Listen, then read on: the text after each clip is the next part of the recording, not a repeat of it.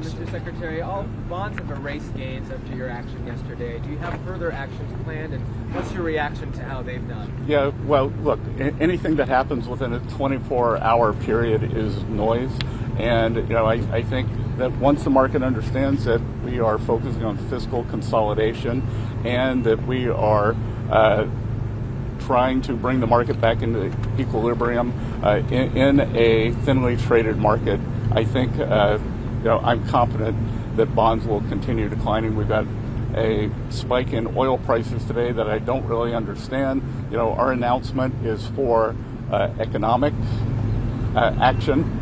And I think that the economic action will mean that oil prices will come down sooner. Secretary,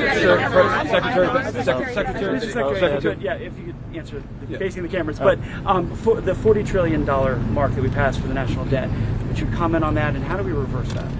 Yeah, look, the $40 trillion is a big number. It is smaller when we look at the publicly traded amount because our Social Security funds and other government entities hold a substantial amount.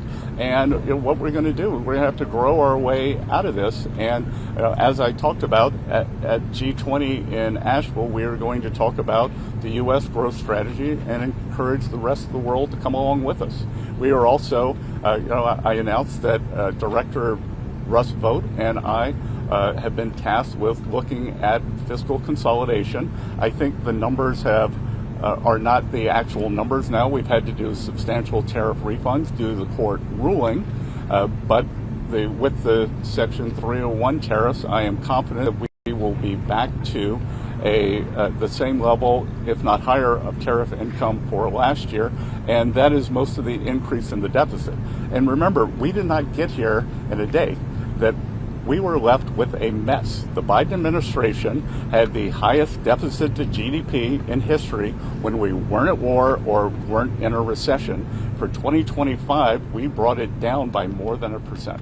President Trump announced